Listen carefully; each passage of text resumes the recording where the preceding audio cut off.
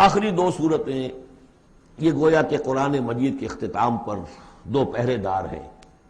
یہ دو صورتیں ہیں کہ جو اصل میں مدنی صورتیں ہیں، نازل ہوئی ہیں مدینہ منورہ میں، اور ان کا زمان نزول کے اعتبار سے شان نزول بھی ہے کہ ان کا حضور پر ایک مرتبہ جادو کیا گیا تھا، تو اس جادو کے اثرات کو زائل کرنے کے لیے یہ آیات پھر اتری ہیں، اور حضور نے پھر جب ان کی بات بار بار تلاوت کی ہے تو وہ جادو کے اثرات ہیں. یہودی نے کیا تھا جادو آپ پر، جس سے آپ کچھ چیزیں بھول جاتے تھے، کافی آپ کو دیر کو تکلیف نہیں ہے. صحیح بخاری کے اندر یہ روایت موجود ہے.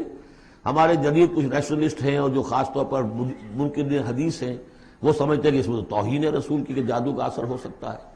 رسول بھی اس اعتبار سے بشر ہوتے تھے. تلوار کا اگر کاری زخم پڑا ہے تو خون نکلا ہے، اور خون نکل گیا ہے تو زوفتاری ہوا ہے، زوفتاری ہوا تو بے ہوشی بھی ہوئی ہے.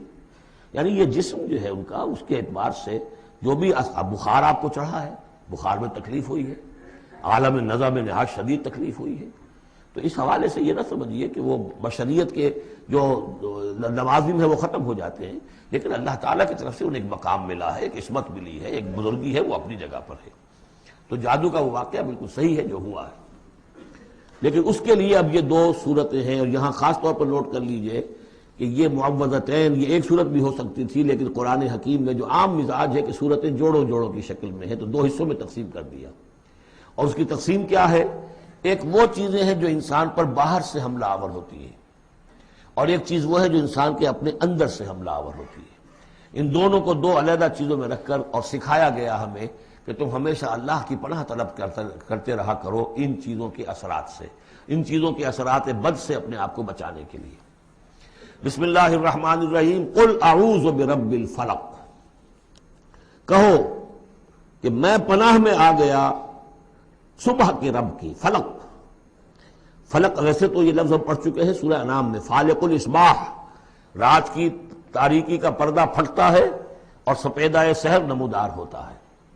یا گٹھلی، فالق الحب والنوائب، تو وہ جو گٹھلی ہوتی ہے وہ بھی پھٹتی ہے تو اس میں سے دو پتیاں نکلتی ہیں تو درخت بنتا ہے. اس اعتبار سے فلق سے مراد یہاں صرف صبح نہیں ہے، بلکہ جو اگلی صورت میں آ رہا ما خلق، جو بھی کچھ اس کائنات میں اس نے پیدا کیا ہے در حقیقت وہ عدم کا پردہ چاک کر کے اس کو وجود بخشا ہے.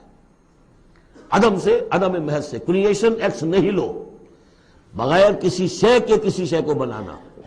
تو قل اعوذ برب الفلق من شر ما خلق، میں پناہ میں آتا ہوں اس کی تمام مخلوقات کی پناہ سے. اب آپ غور کیجئے، مخلوق ظاہر بات ہے خالق کی طرح کامل تو نہیں ہو سکتی. مخلوق کے اندر کوئی نہ کوئی پہلو جو ہے وہ کمی کا، تقصیر کا، نقص کا رہ جائے گا. تو گویا کہ ہر مخلوق میں شر کا پوٹینشل ایلیمنٹ موجود ہے. یہ دوسری بات ہے کہ اللہ تعالیٰ کسی کو سہارا دے دے، کسی کو تو اپنی طرف سے عصمت عطا کر دے، اپنی طرف سے خصوصی پروٹیکشن عطا کر دے. پوٹینشلی خلق جو ہے وہ گویا کہ مستلزم ہے اس کے ساتھ شر کے اندر کا پہلو موجود ہوگا. قل اعوذ برب الفلق من شر ما خلق، یعنی وہ شر جو ہے خود اپنی جگہ پر کوئی علیحدہ مستقل وجود رکھنے والی شے نہیں ہے، بلکہ وہ شر جو ہے خلق کے اندر جو کمی کا پہلو ہے. جیسے ہم نے انسانوں کے بارے میں پڑھا، خلق الانسان من عجل، انسان کی سرشت میں جلد بازی ہے. خلق الانسان ضعیفا، انسان کمزور پیدا کیا گیا ہے. وہ جو اس کا ہے، جو اس کا فطرت والا پہلو ہے، جو روحانی پہلو ہے، وہ تو ہے انا خلقنا الانسان فی احسن تقویم. لیکن جو یہ حیوانی پہلو ہے اس کا جو مادی وجود ہے، اس میں تو ذوق بھی ہے.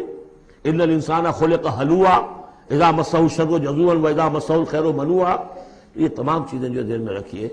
قل اعوذ برب الفلق من شر ما خلق، جو بھی مخلوقات ہیں ان میں سے جو بھی شر کا پہلو ہے میں اس سے اے پروردگار تیری پناہ میں آتا ہوں. ومن شر غاسق اذا وقب، خاص طور پر یہ رات کو ڈھانپ لینے والی جو ہے رات، اندھیرا. یہ ظاہر بات ہے اسی پھر رات کے پردے میں چوری بھی ہے، ڈاکہ بھی ہے، اسی میں پھر غول بیابانی جو ہیں، شیاطین جن ہیں، ان کا بھی جو حرکتیں ہوتی ہیں. پھر یہ ساری چیزیں جو ہے اسی کے سلسلے. من شر غاسق اذا وقب، سانپ بچھو وغیرہ بھی اسی وقت نکلتے ہیں.